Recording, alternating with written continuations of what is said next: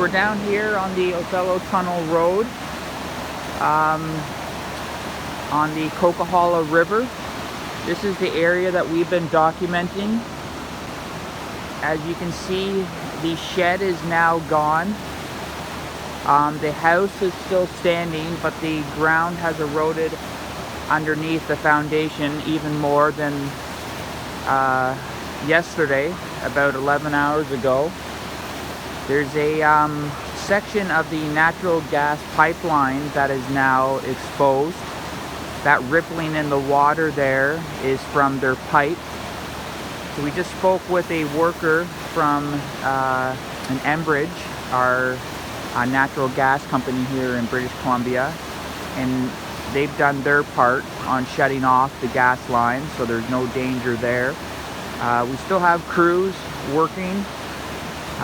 They've been working around the clock, 24 hours a day, and basically since the first atmospheric river.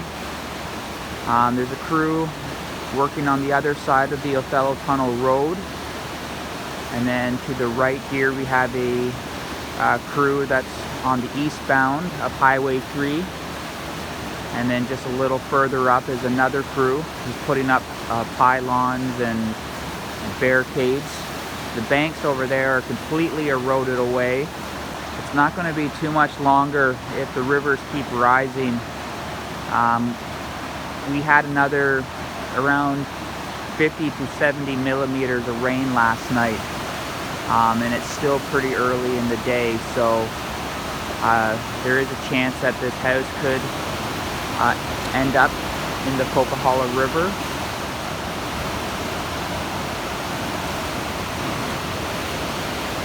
So it's really hard to kind of get an idea of just how much ground has eroded. So we're going to use Google Maps and Google Earth to kind of help give you guys an idea of just how much land has eroded. A lot of these houses weren't close to the river.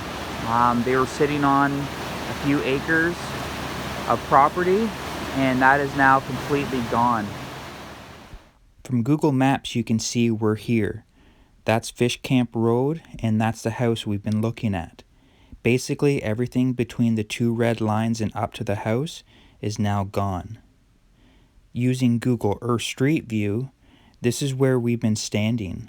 So everything from the bottom of the screen and up is gone. All the trees, the road that turns onto Othello tunnels, family homes, and even a bed and breakfast.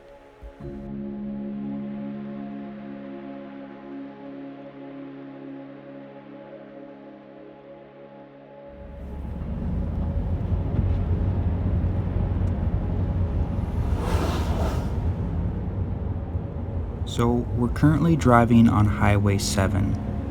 This section of highway suffered multiple landslides, and one section in particular ended up trapping over 200 people. A lot of them were here for over 24 hours, and then were rescued and flown out by search and rescue. They were taken to our town, where they either stayed at our local high school, or the majority of them staying at a camp on the highway called Camp Hope, just outside of town. Road crews have been working around the clock, and they had this section of highway open after about 3 days.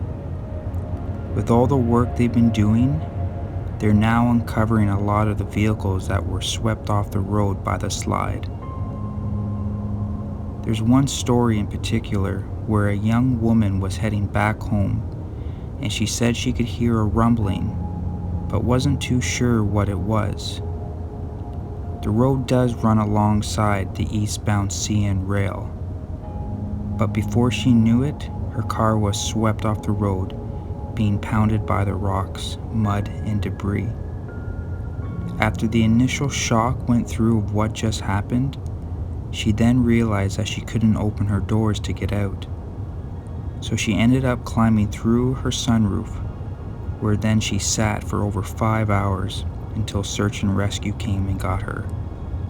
People said from the highway They could hear screaming and cars honking that were swept off the road, but it was so black, there was nothing that they could do.